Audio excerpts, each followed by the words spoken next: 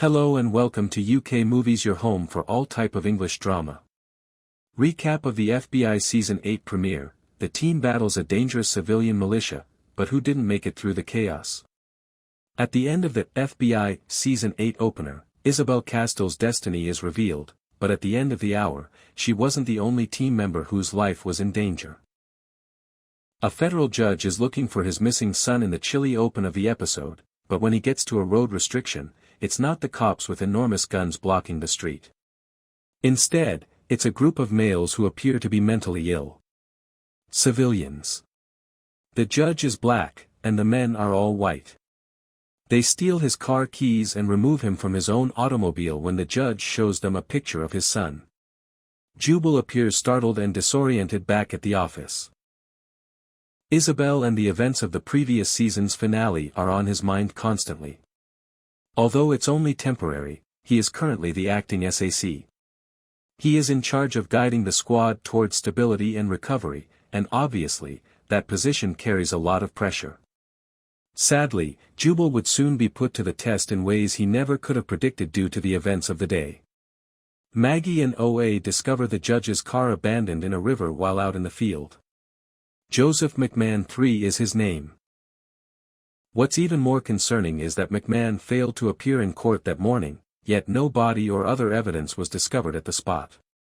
JOC links additional minor dangers against the judge to currently, McMahon has a case against the Buffalo Trinitario Ganging, BTG.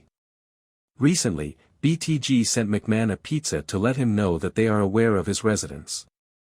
Scola and Rhodes are thrown into a foot sprint as soon as they visit BTG. In the end, the criminals acknowledge that they sent the pizza, but they maintain that they had never had contact with the man or his son. Maggie and OA are sent to investigate after Jubal discovers the son's car moving. Tom Cliff. While Caleb phones Jubal to negotiate, Maggie, OA, and Eli are tossed back into Clifford's cellar. Caleb wants Clifford freed, but he is upset to hear that his friend has passed away. Jubal informs him that this cannot conclude favorably, but the mayor insists that the FBI refrain from visiting his island until he can re-establish law and order. Eli reveals to Maggie that his sole purpose for visiting the Port Turner was to observe a sunset, a pastime he had with his mother prior to her illness.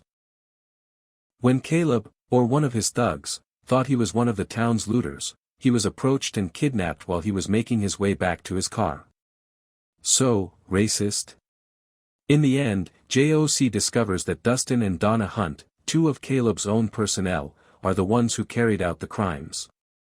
However, what is going on with Isobel? As this is going on, Scola, Rhodes, and a group of support get boots on the ground, but as soon as they get at the marina, they are shot upon. Despite being shot in the vest, Rhodes stays with the group. Donna eventually releases Maggie and places her in handcuffs right away. Then, with just one pistol between them, the two agents and Eli try to flee the militia's horrific island. When Caleb and his team encircle Maggie and OA, things appear dire, but Scola and Rhodes show up just in time to level the playing field. After Maggie informs Caleb that Dustin was the one who committed the robberies, Caleb finally gives the order for his side to put down their weapons. Until Dustin jerks his weapon up to fire, most people do. Danny responds quickly. After giving him a straight shot to the skull, she falls to the ground herself. That earlier shot? After all, the vest didn't exactly catch the bullet. Scola's torso is covered in blood as she pulls back her clothes. When we last see Danny, she is pallid, lying on a stretcher with a blanket drawn over her lifeless body and her eyes closed. Danny Rhodes, R.I.P. This recap wouldn't be complete without an update on Isobel.